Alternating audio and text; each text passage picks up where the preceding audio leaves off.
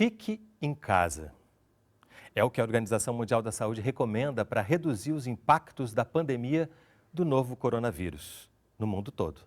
Evite aglomerações de pessoas, lave bem as mãos com água e sabão várias vezes ao longo do dia. Mas um país como o Brasil, em que mais de 30 milhões de pessoas não têm acesso à água encanada, quase 12 milhões de brasileiros vivem em casas com 3 ou mais moradores por cômodo, como manter um isolamento?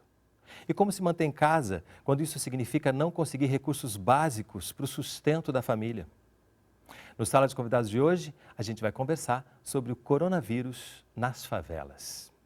Imagina se esse vírus chega aqui. Gente, nós vamos morrer. É necessário mobilizar outro tipo de moradia provisória. Talvez a favor dessa população mais vulnerável exista, com mais força, o princípio de solidariedade.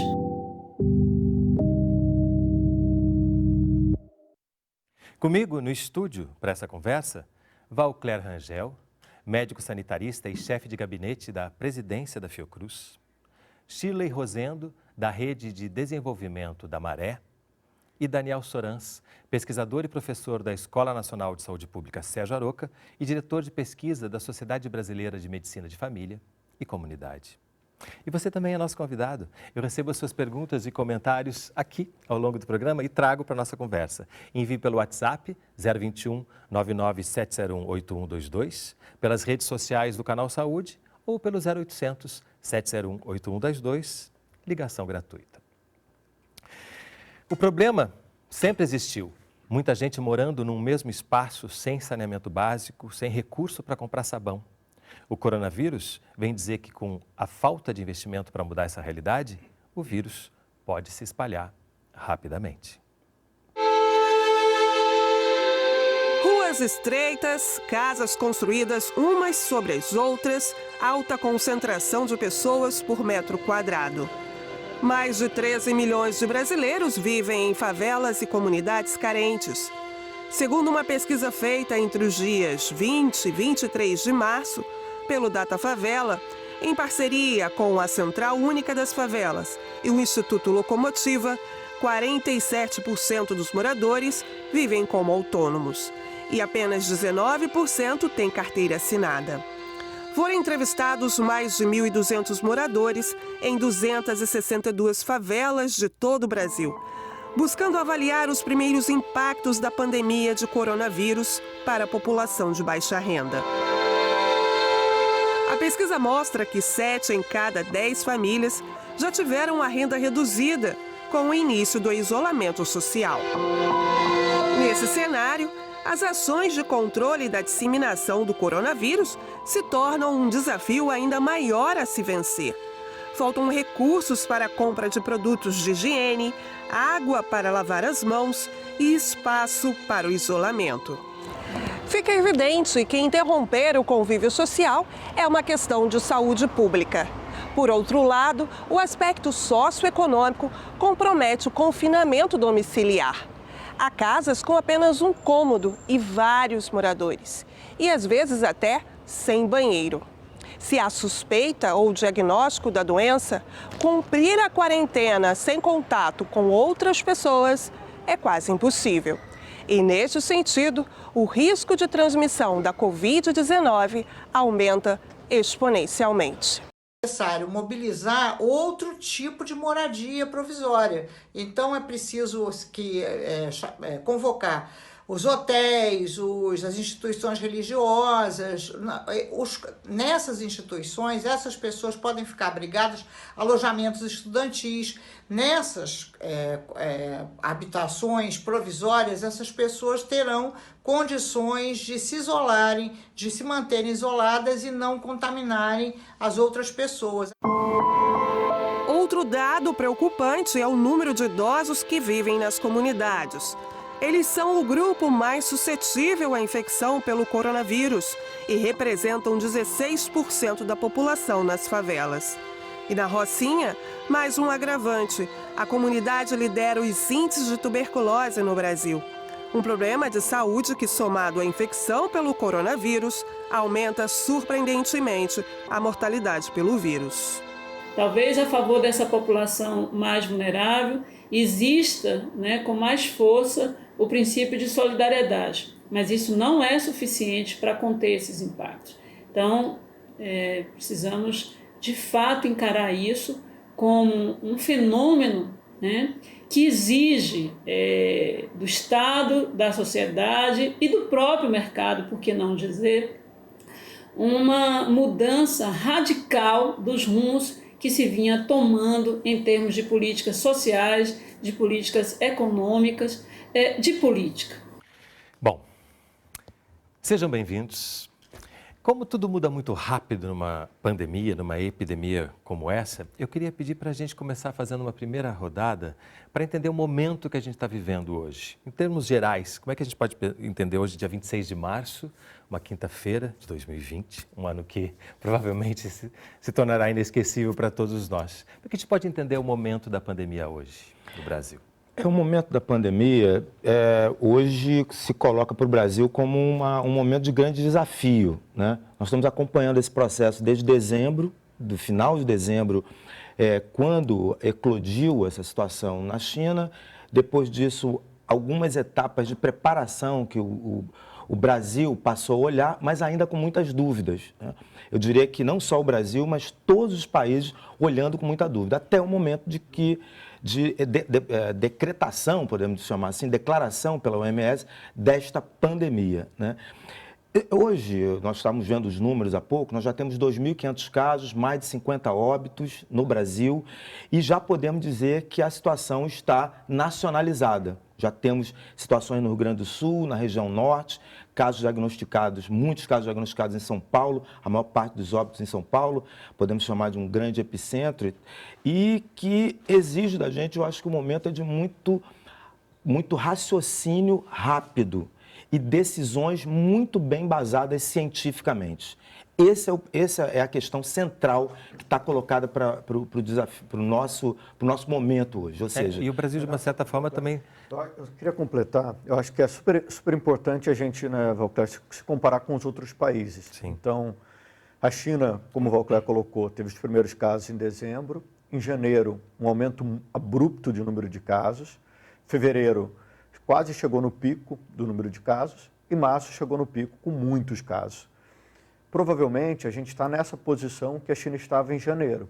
Então, a gente já sabe, e a gente já consegue fazer algumas prospecções, que em abril teremos um aumento de número de casos muito expressivo.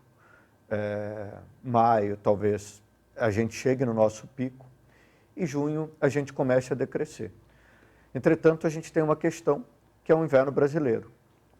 Então, julho, agosto, setembro, normalmente são meses mais frios e mais propícios à gripe. Isso pode gerar um número de casos sustentável para a gente ao longo do ano todo, mas temos que se planejar porque sabemos que o nosso pico está aí. Nos próximos 2 meses chegaremos como a China chegou e como a Itália ou outros países chegaram. Então, todo o nosso planejamento tem que estar focado. Uma das características do Brasil é poder aprender com os países que passaram por isso antes, né? Eu acho que isso é fundamental. Essa vantagem de estar no hemisfério sul quando se trata de gripe, né? Os outros países começaram antes da gente e a gente ainda pode estudar ou pode continuar acompanhando, sabendo já, prospectando o que pode acontecer com o Brasil. E, Shirley, quando a gente pensa em favela, a gente pensa como o momento atual? Então, eu acho que o momento que a gente vive é muito triste e eu acho que dá um aperto enorme no coração você ver uma cena como essa, porque ao longo da história das favelas, elas construíram uma forma de viver que é muito diferente, às vezes, dos outros bairros da cidade. Então, a gente costuma dizer que quando não tem ninguém na rua e tem um silêncio, é porque tem algo muito grave acontecendo.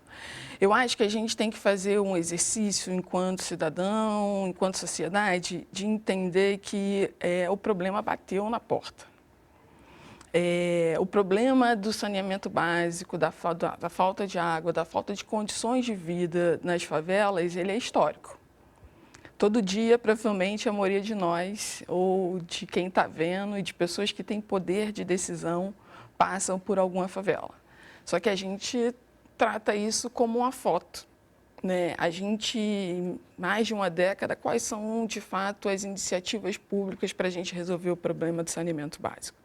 Só para a gente ter uma noção, por exemplo, a Maré tem 140 mil habitantes. A Maré surge na década de 40. Né? A última organização de moradia foi na década de 90. Vale dizer também que das 16 comunidades, 9 são fruto da intervenção do poder público. Ou seja, o poder público pensou aquelas habitações. Só que elas foram crescendo, né? E cresce. Hoje, por exemplo, a gente tem quase 140 mil moradores. Isso eu estou falando do censo de 2010. Se eu pegar o censo agora, provavelmente esse número está muito maior. E a gente não teve nenhuma resposta de como que a gente, por exemplo, muda o saneamento básico, amplia o saneamento básico. A gente, por exemplo, em 2013, com a rodada de construção de novas escolas, que era a contrapartida das Olimpíadas, né, e da Copa do Mundo para as favelas, a gente teve um número, por exemplo, aumentou o número de escolas na Maré, né, teve um processo de reorganização dos postos de saúde. Mas o dinheiro que era para o saneamento básico, ele não saiu. Eu tenho uma cratera que estava sendo resolvida no meio, por exemplo, da Vila do Pinheiro. Tipo, um sol de 40 graus, você tem um esgoto ali. E, por exemplo, a gente tem uma SEDAI dentro da Maré. Então, infelizmente, a gente está, né, com um problema, vendo um problema muito de perto. E aí a pergunta é o que a gente faz.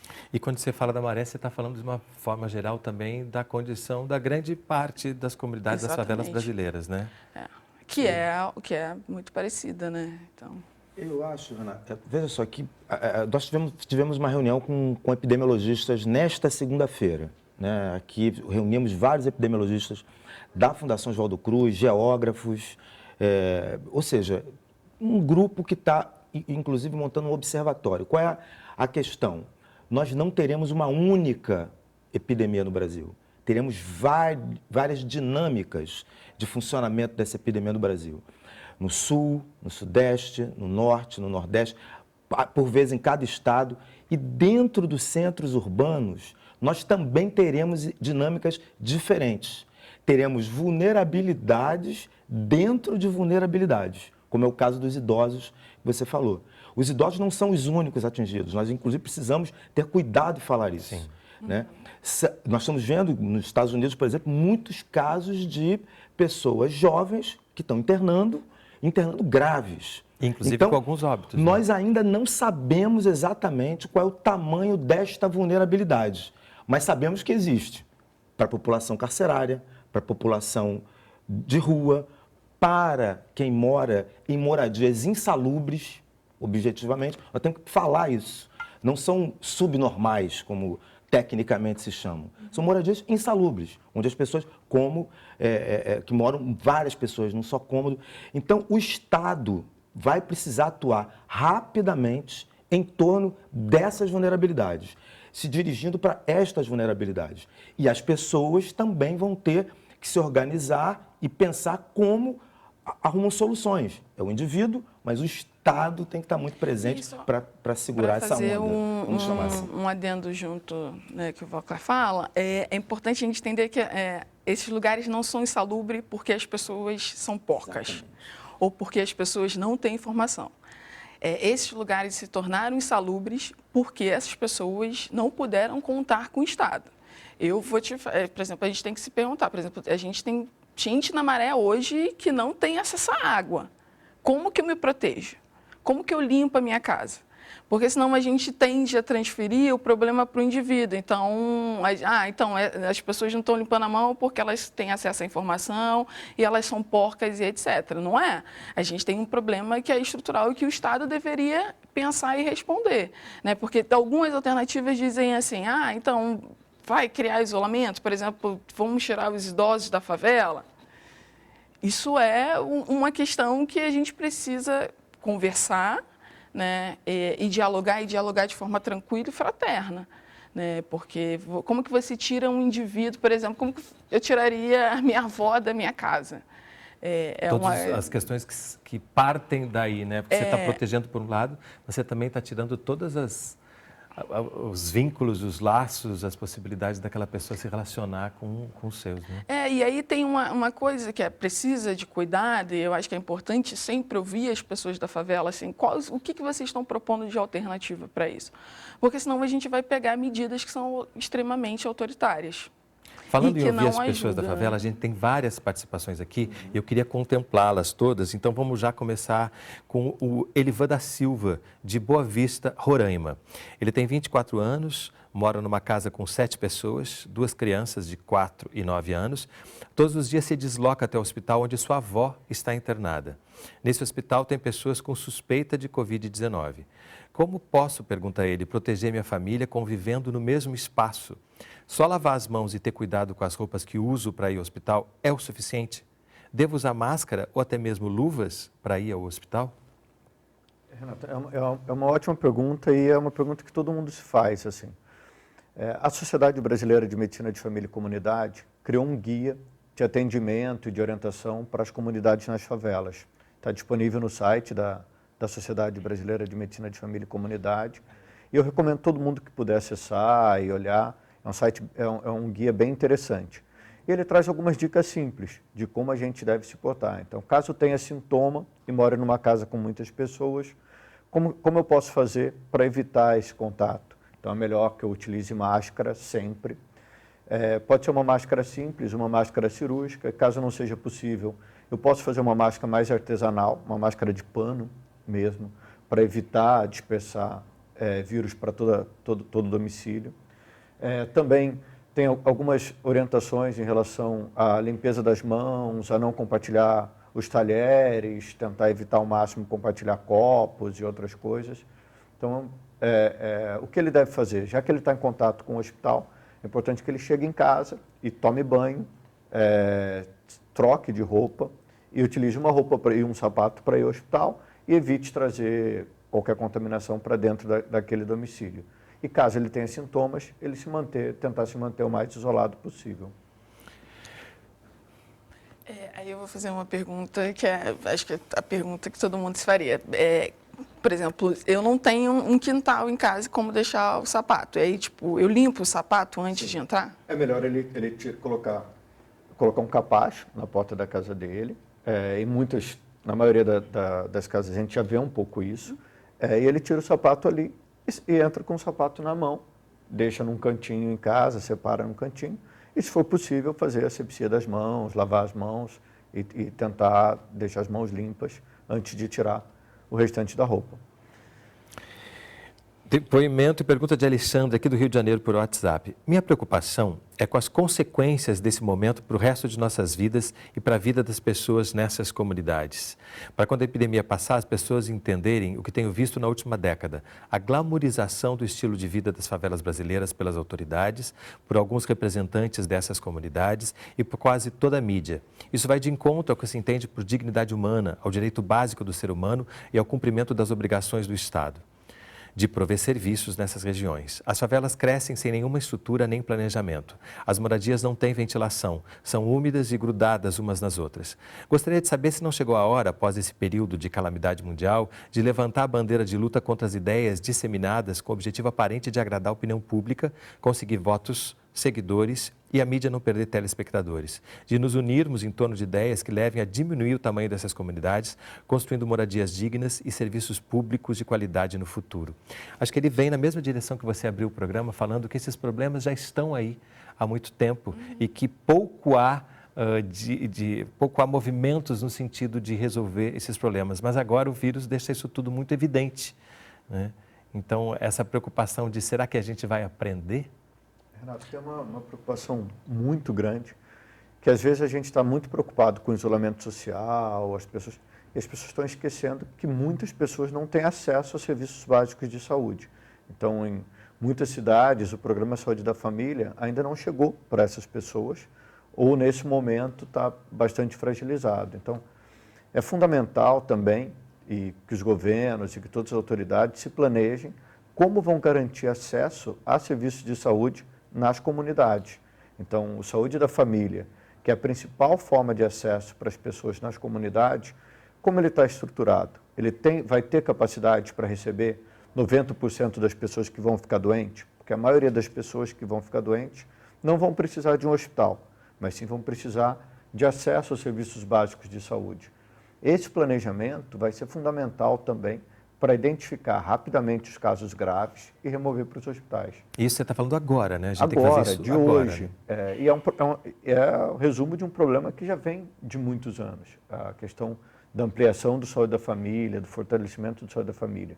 Os municípios que se estruturaram para isso, certamente terão um melhor desempenho em relação à mortalidade do que não.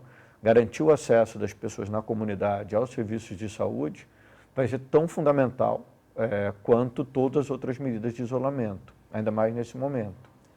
Isso também é importante em relação aos hospitais.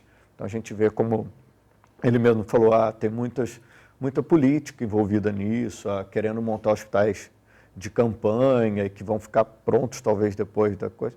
E os leitos que existem hoje? E os leitos dos grandes hospitais ou de várias cidades que estão fechados e que não estão abertos? Então, garantir o acesso à atenção básica e a uma estrutura hospitalar adequada vai fazer toda a diferença também nessa epidemia, principalmente nas comunidades mais pobres. Eu diria, isso que o Daniel tocou é fundamental, né? Reforçar o SUS, reforçar o Sistema Único de Saúde é a primeira coisa que tem que estar na agenda de todo governante, né? Ou seja, os agentes comunitários, os médicos de família, os enfermeiros, farmacêuticos, a área de saúde mental.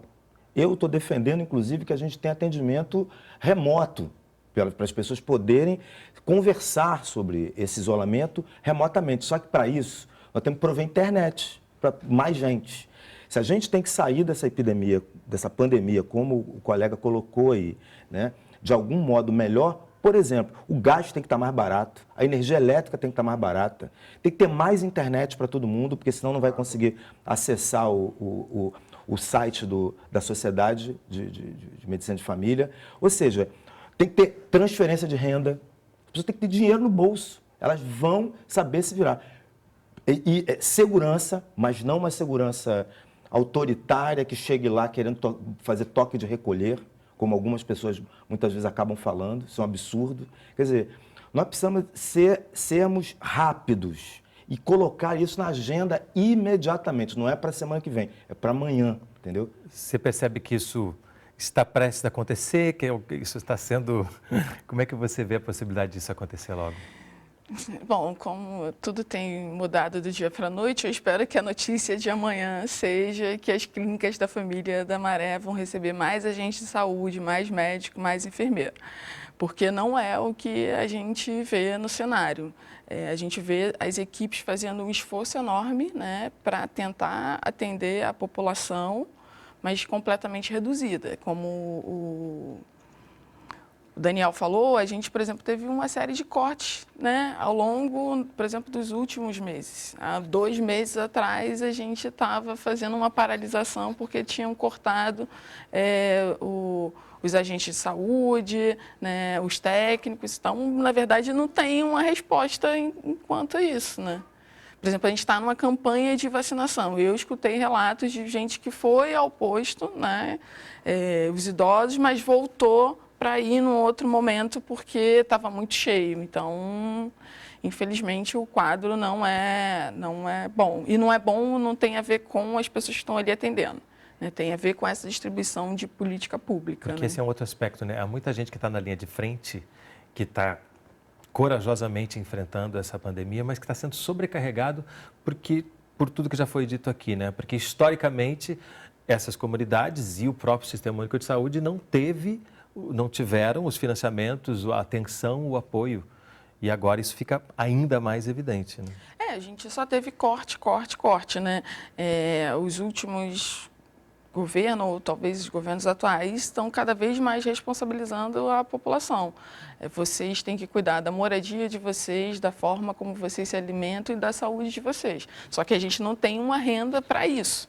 né? Nem é isso que a gente quer. É óbvio que a gente prefere por exemplo, as respostas vêm dos planos da saúde pública. Quem hoje tem plano de saúde particular vai, mas não vai ter o retorno que gostaria. Então, a gente tem uma necessidade, de fato, de reforço disso. Acho que é importante a gente entender também que o que a gente está falando aqui, acho que de formas muito diferentes, é que a gente precisa garantir direito nas favelas. E o direito hoje fundamental é o direito ao acesso à saúde e à renda. Porque para ter isolamento social, as pessoas precisam ter o que comer. A gente deve ver que tem um monte de gente, por exemplo, vendendo no sinal ao longo da linha vermelha e da linha amarela. Essas pessoas não estão mais na rua. Como que elas estão sobrevivendo? Pelo que vocês estão levantando aqui, existem uma série de direitos que foram legados ao longo da história das comunidades. Existem medidas que, inclusive, reduziram as capacidades que já existiam de atendimento, que precisa ser solucionado agora.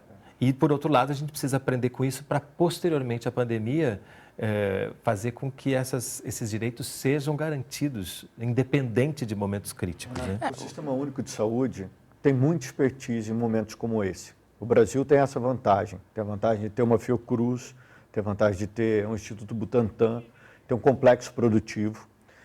E também tem a vantagem de ter experiência acumulada em vigilância em saúde. Então, a gente já enfrentou no Sistema Único de Saúde a epidemia de H1N1, epidemia de dengue, epidemia de zika. Utilizar essa expertise agora é fundamental. Poucos países têm o que a gente tem aqui, que é um sistema organizado, que pode dar resposta rápida para as pessoas. Para isso, a gente precisa colocar foco e muita atenção em ampliar o acesso, que é o que todos estamos falando. É preciso um momento agora especial para garantir a ampliação de acesso, para que o Brasil todo, que todas as cidades ou todas as capitais cheguem a 70% ou 75% pelo menos de cobertura de saúde da família. A gente lembrar, a gente tem uma média nacional, mas algumas cidades têm muito pouco acesso. O Rio de Janeiro é um exemplo, saiu de 70% de cobertura e caiu para 42% de cobertura o acesso à saúde da família. Então, é um momento especial para que as nossas autoridades, que os governos possam se planejar como crescer esse sistema de saúde, para atender esse momento crítico, mas manter esse atendimento para um longo de tempo, para um tempo maior. Eu acho que a Fiocruz, o Ministério da Saúde, as secretarias estaduais, as secretarias municipais estão se planejando para isso. Eu acho que é uma expectativa de toda a população que a gente veja concretamente esse aumento de acesso agora. E eu espero muito que isso, de fato, venha a acontecer. A gente vai fazer um breve intervalo. No próximo bloco, a gente vai ver também como que as comunidades estão se organizando para dar respostas urgentes a um problema urgente como a nossa pandemia. O senhor é convidado a fazer um breve intervalo, não sai daí. A gente volta já.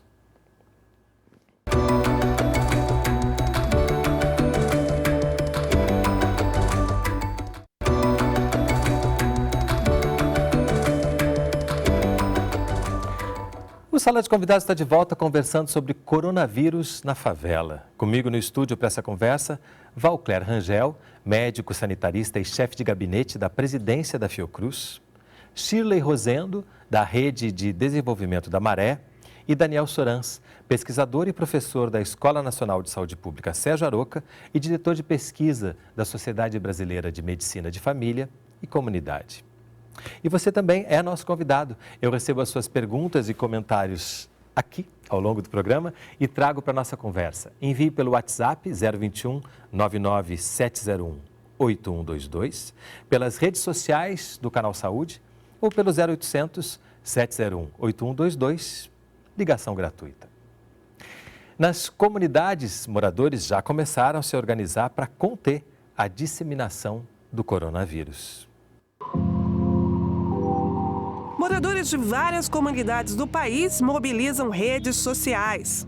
Usam a criatividade e mandam ver na mensagem. O corona tá aí, devemos ficar espertos. Lave bem as suas mãos e comece a se cuidar. Em casa fica quietinho pro bagulho não espalhar. Põe a mão na consciência e evite aglomeração. Vamos fazer nossa parte pro bem da população. Ou até colocam todo mundo para malhar, como faz esta professora de educação física da comunidade do povoado São Brás, em Sergipe. Balanço para cima, ó. 2, 3, 4, 5.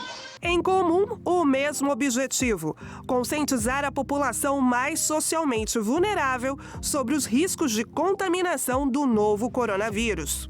Para nós brasileiros estarmos vivendo esse momento é muito complicado, porque a gente é dado ao afeto, a gente é dado ao abraço, a gente é dado a estar junto. A gente já fala a todo momento, estamos juntos, é nós por nós.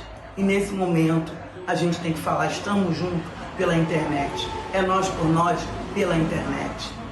Eu tenho um passado, muitos colaboradores, para muita gente aqui na nossa comunidade, como tem que se fazer. Lavar as mãos, não ter contato um com o outro, a distância de 1,5 metro. Isso é importantíssimo, gente. E ficar nas suas casas, né? Isso é muito importante para a gente vencer mais uma batalha. Conversei com alguns moradores também da região, onde me informaram que estão fazendo esse trabalho também de prevenção nos seus lares, né? Lavando as mãos, higienizando a casa, usando o álcool em gel. E também a nossa preocupação são os transportes públicos, tá? Que oferecem um grande risco aí de contaminação na nossa região. Agora, como é que nós vamos sair para comprar as coisas se a maioria dos nossos empregos são informais? Como é que nós vamos sair para poder fazer dinheiro se nós não podemos sair das nossas comunidades? Imagina se esse vírus chega aqui. Gente, nós vamos morrer. Lideranças comunitárias incentivam doações de alimentos e materiais de limpeza e higiene e formam pelo país uma rede de generosidade, que já tem trilha sonora. Artistas mobilizados pela CUFA, Central Única das Favelas, entram na campanha Favela contra o Vírus. Com a música, compartilham informações de combate ao novo coronavírus. E com a arte, mostram que o isolamento social é necessário. Estratégia para conter a transmissão da Covid-19 de uma maneira diferente de ficar junto. O mundo parou, Jesus Cristo, Alá, Oxalá, ó meu Deus, eu peço piedade. O mundo parou, o livro sagrado procura razão pra essa enfermidade. Poderosos e ignorantes vão pedir socorro. Imagina o povão lá no morro passando mais fome e necessidade. De verdade, Dudu, ó, o mundo parou, bem melhor prevenir do que remediar. Passo sério, é necessário se conscientizar. Lave as mãos com sabão, fuja da aglomeração.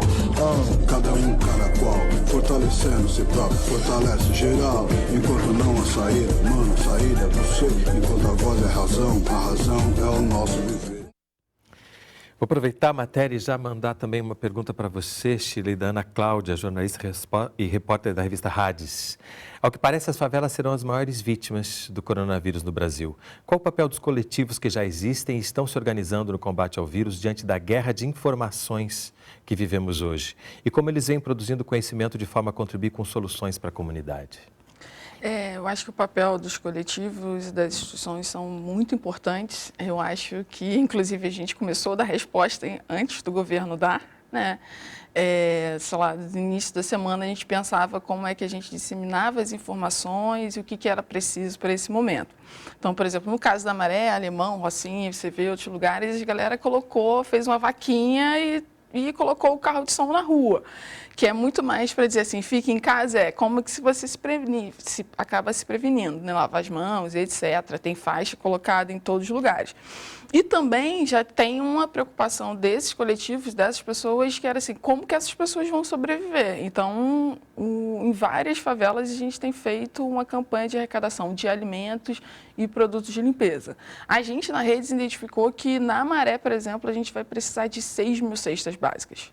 A gente tem uma população de quase 140 mil habitantes, com pessoas que são muito vulneráveis, né, e que não têm renda.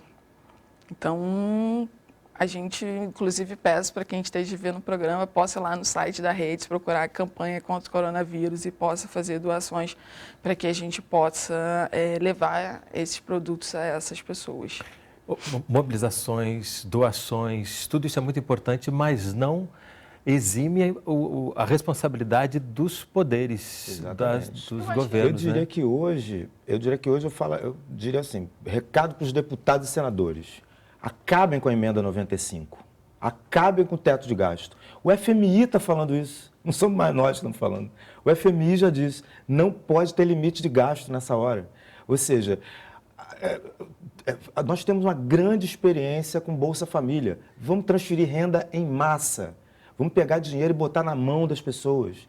Tudo bem, vamos fazer campanha de doações. A Fiocruz está fazendo também, está fazendo esse trabalho com as comunidades daqui, vizinhas nossas, com Maré e Manguinhos, organizando, inclusive, campanhas de doação, porque é tudo muito urgente. Mas o Estado tem que entrar. Nós estamos produzindo kits diagnósticos, nós vamos construir um hospital aqui na Fiocruz. Nós estamos fazendo, hoje, agora, está acontecendo uma coletiva com comunicadores sociais. Comunicadores sociais não, perdão, comunicadores de favelas. Tem 2 técnicos conversando com as pessoas, fazendo comunicação pública. Isso é de fundamental importância, isso é uma ação de Estado. Isso não é um favor que a Fiocruz está fazendo. Você falou em comunicadores de favela, tem um tweet aqui do René Silva, enviado para a gente pelo WhatsApp. Alguns comerciantes não essenciais que estavam fechados em várias partes do Alemão voltaram a abrir nesta quarta-feira após declaração do presidente de que as pessoas podem voltar ao normal. Primeiro falar que eu sou fã do René Silva, lá da Voz da Comunidade, ele faz um papel incrível lá no Alemão. Mas eu acho que agora é o que o Valcler falou. Vale a gente também olhar da experiência de outros países e até alguns estados.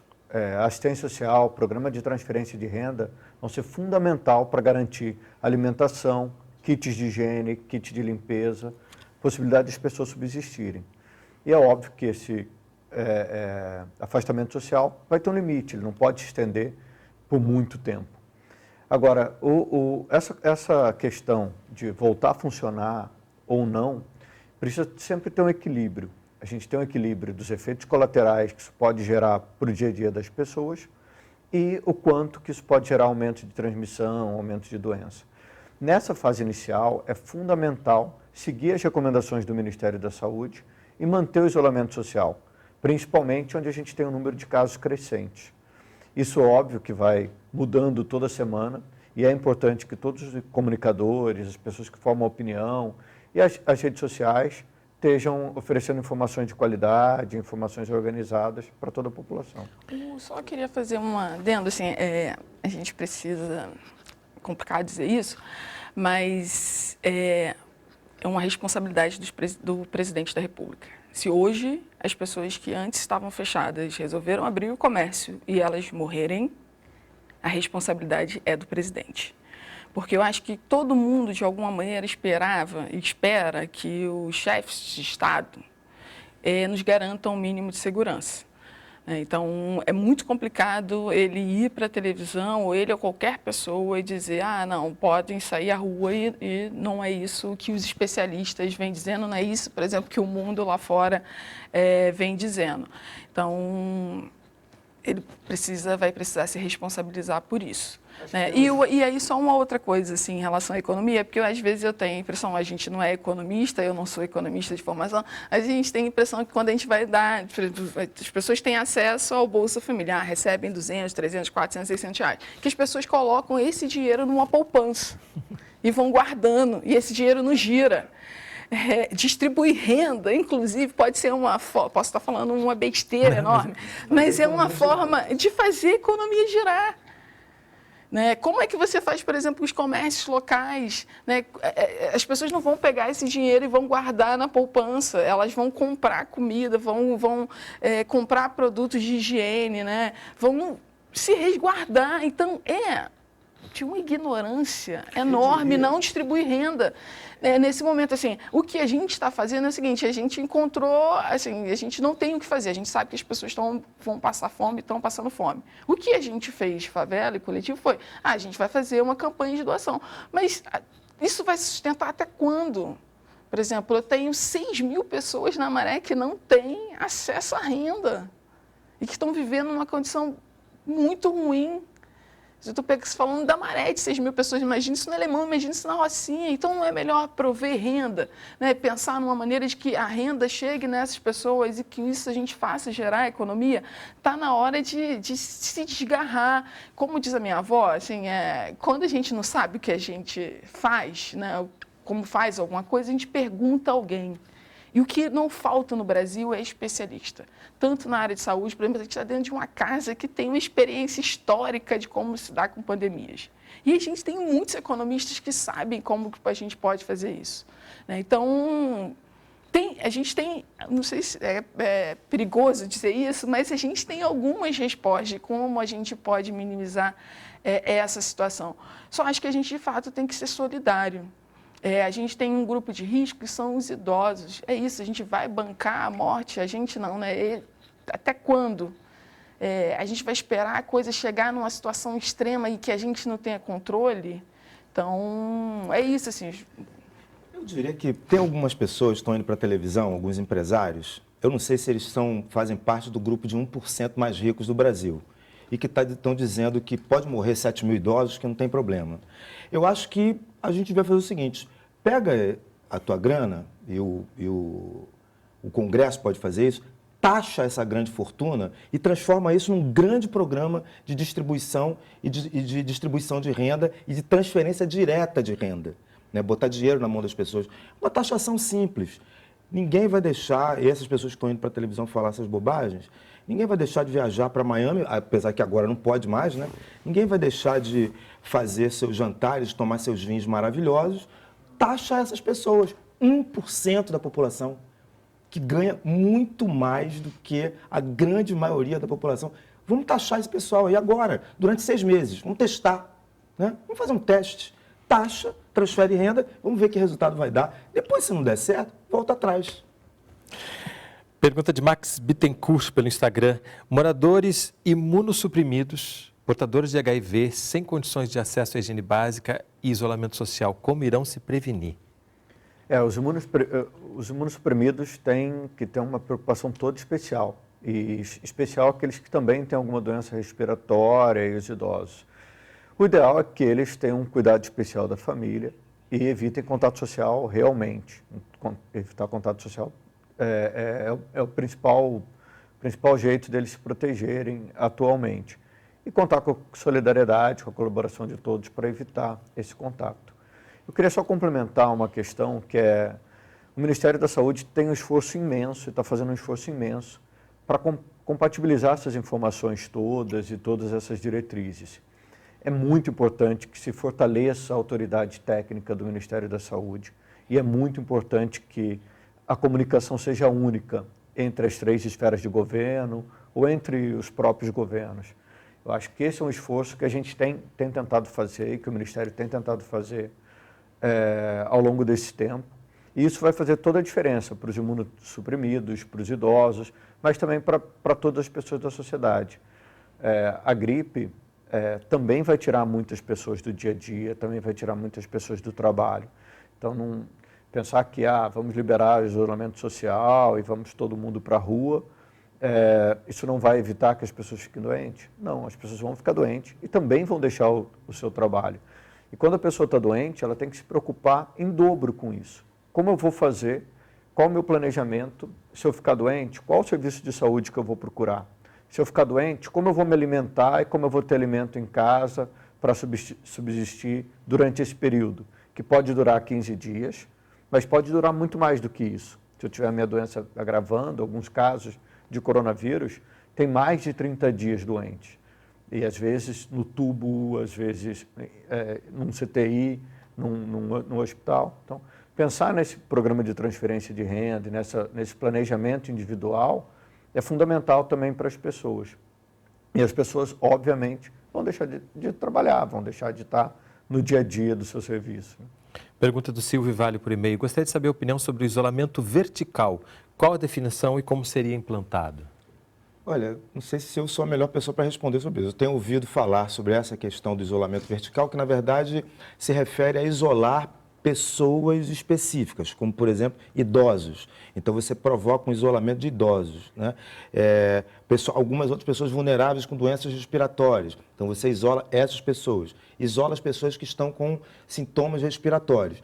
Pessoal, nós não temos nenhuma evidência científica, até o momento, que eu conheça, que coloque isso como uma alternativa razoável para a contenção da pandemia. Portanto, eu diria que ela precisa passar pela análise de especialistas para poder ter alguma validade. Minha opinião é essa, quer dizer, eu não vejo isso como uma medida a ser tomada, como está sendo propalado na internet, que é o que vai salvar a economia do país. O que vai salvar a economia do país, como a gente conversa com alguns economistas, inclusive com economistas que nunca defenderam a transferência de renda, que sempre defenderam o teto de gastos, esses economistas já mudaram sua opinião durante esse período, em uma semana, né? Em uma semana mudaram a opinião. Então, por que em uma semana a gente também não faz isso? Não pega esses recursos, ao invés de estar falando só de isolamento, e faz um grande mutirão de arquitetos e engenheiros para fazer um super programa voltado para a questão das moradias, né? Por que não fazemos isso? Eu acho que a gente tem condição de fazer. Acho que isso que você está falando vem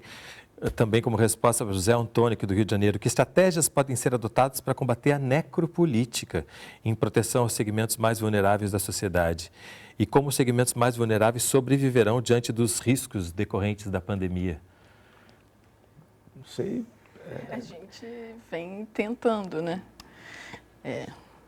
Acho que a pergunta dele não difere do que a gente falou até agora, né? A gente tem falado que os coletivos, as organizações das favelas têm uma responsabilidade e assumiram isso, de comunicar, né? Estão se solidarizando, mas, de fato, a gente precisa que o Estado se posicione, distribua a renda e que ofereça, de fato, condições para que as pessoas que estão...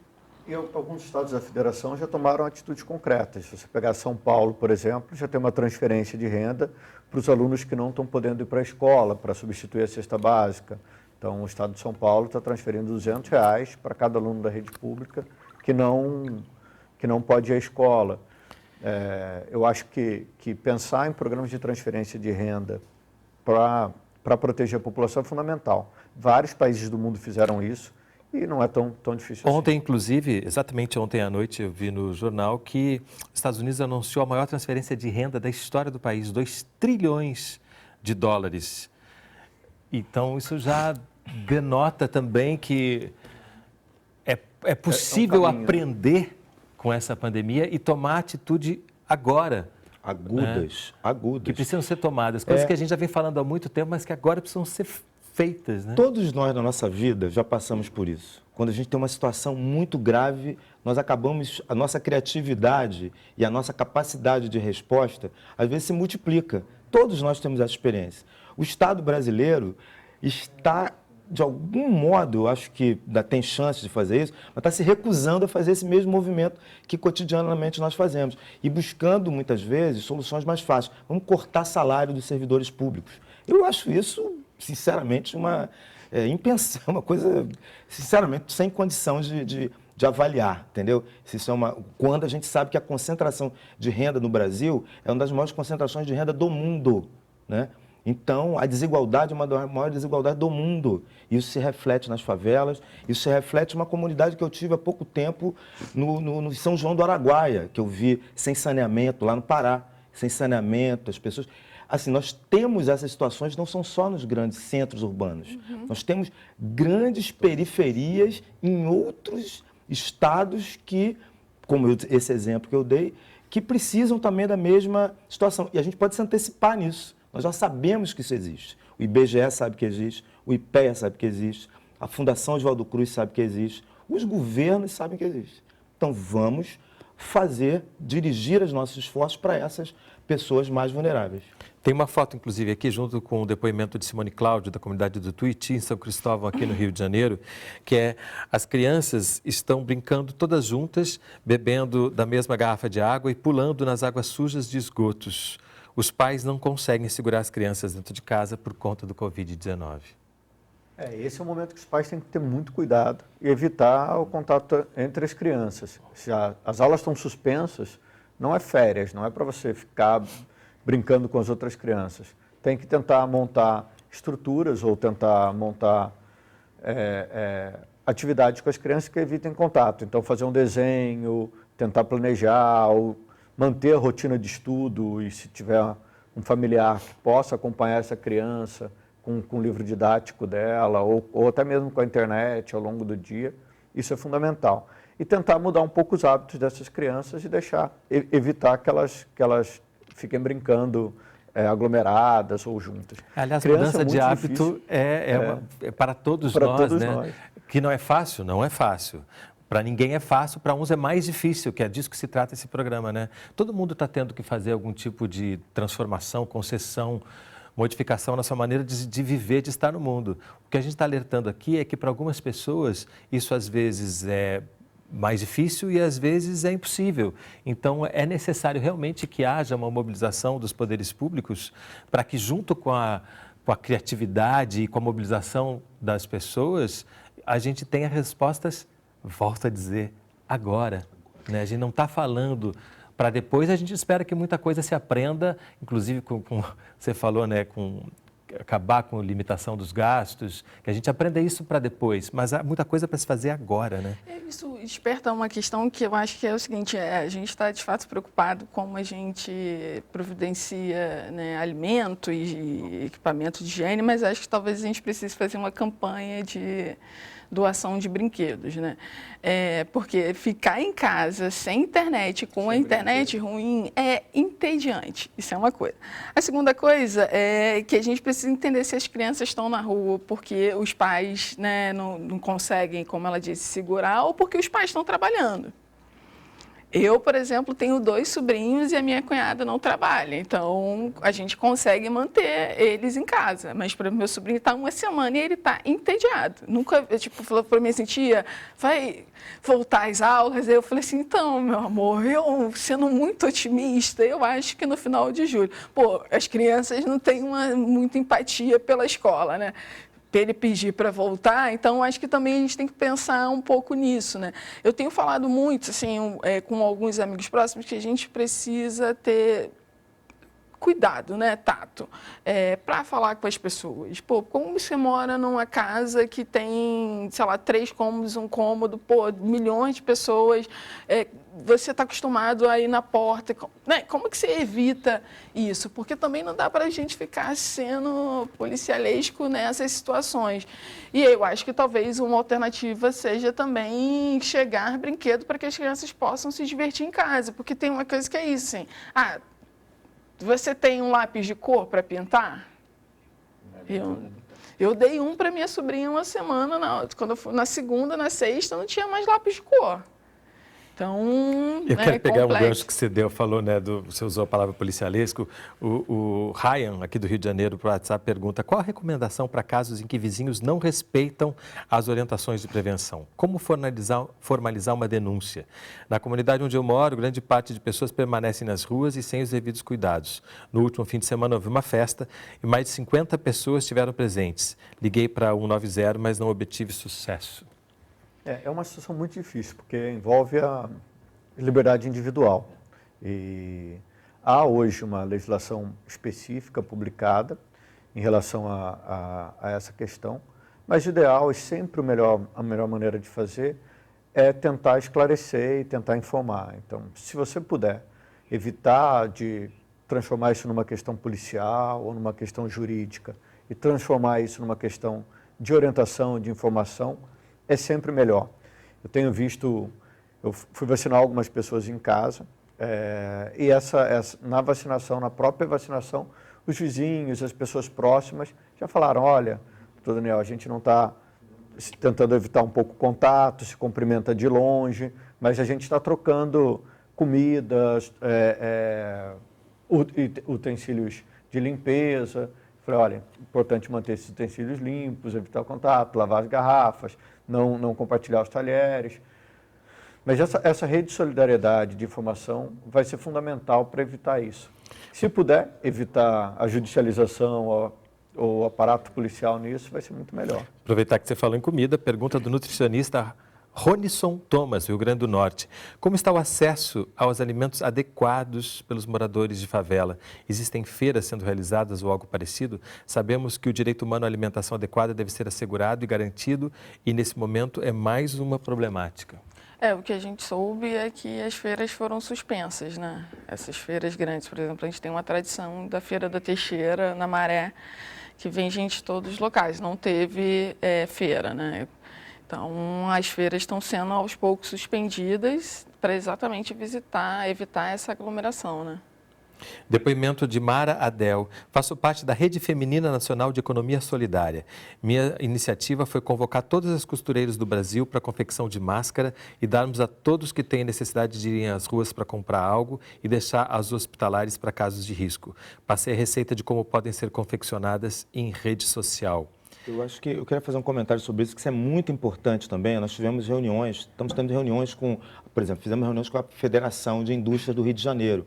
O que eles estão fazendo, que foi uma coisa interessante? Redirecionando determinadas linhas de produção, foi proposto, inclusive, as linhas de produção para roupas íntimas, que a gente tem um grande polo em Friburgo, para redirecionar para a produção de EPIs, por exemplo, de máscaras, né? Então, eu diria que esse tipo de coisa deve ser feito também, porque nós temos um problema. O ministro falou um dia, né, sobre o colapso. É possível que a gente tenha dinheiro, tenha tudo, mas tudo entra em colapso. Então, a gente vai precisar rever um pouco, inclusive pode ser que a gente não tenha condição de, com as indústrias já existentes de equipamentos de proteção individual, elas não deem conta. Então é importante que a indústria reverta isso, faça uma mudança do seu modo de produção. Uma pergunta rapidinho para terminar. Renata Balalai, sou professora em uma comunidade. Com a pandemia, as visitas do Programa de Saúde da Família... as visitas do Programa de Saúde da Família estão acontecendo nas comunidades? Como que estão lidando com as questões já existentes, doenças crônicas, por exemplo, que são acompanhadas pelos profissionais? Renato, para as questões essenciais, sim, as visitas estão acontecendo na maioria dos municípios do país, para evitar que um paciente diabético, hipertenso, uma grávida, tenha suas consultas mantidas e consiga acesso à medicação. O pré-natal não pode parar, a consulta de hipertensão, de medicamentos de saúde mental, isso não pode ser interrompido. Então, a maioria das equipes de saúde da família estão fazendo isso. E muitos municípios estão ampliando o acesso também na atenção primária para a população em geral. Então, o exemplo de Campo Grande ou da cidade de Mesquita, que montaram polos de atendimento para os pacientes de coronavírus, para poder manter as suas atividades essenciais ou manter as atividades das equipes de saúde. É importante lembrar isso, né? As demandas do sistema de saúde não param, né? A gente acrescentou uma pandemia a um sistema que já vinha dando conta da população com muita dificuldade pelo subfinanciamento histórico. E a gente não pode gerar efeitos colaterais, a gente não pode gerar um dano colateral na economia, mas a gente também não pode gerar um dano colateral para pacientes que têm outras doenças, porque isso vai agravar os problemas deles. Se o Programa de Saúde da Família interrompe as suas funções, muitas pessoas vão parar na emergência, vão competir com aquela vaga com o paciente com coronavírus. Então, é importante que a atenção primária continue funcionando e, obviamente, vai continuar funcionando para os pacientes que têm problemas essenciais. Uma coisa que é fundamental é a questão dos equipamentos de proteção individual nos profissionais de saúde. O profissional de saúde que estiver atendendo o paciente com coronavírus deve utilizar máscara, deve utilizar óculos, deve utilizar capote, seguindo as recomendações da Organização Mundial de Saúde. Então, porque em muitos países eles foram os primeiros a pegar a doença. Então, é importante que todo profissional de saúde, inclusive das equipes de saúde da família, se protejam. Isso não é fácil. Não é fácil para as prefeituras, não é fácil para os governos estaduais. Então, há uma grande campanha e é muito, muito bonito de ver, de doação de equipamentos de proteção individual para esses profissionais e também para os pacientes que vão precisar utilizar. Bom, como todo momento de crise, perigo e oportunidade, né? Oportunidade que a gente aprenda, oportunidade, mas, sobretudo, oportunidade para agir agora. Eu acho que muitas coisas foram levantadas aqui, o diagnóstico que é feito de algo que já se sabia, mas que agora se torna mais evidente. Então, que a gente tenha capacidade de agir agora para diminuir sofrimento, para salvar vidas e para fazer desse país um país mais solidário, menos desigual, como historicamente ele é. Obrigadíssimo pela presença de vocês, parabéns pelos trabalhos. E obrigado a você que acompanhou o programa de hoje. Se quiser rever ou compartilhar esse programa, ele fica disponível no site do Canal Saúde. E eu espero você na nossa próxima conversa. Até lá!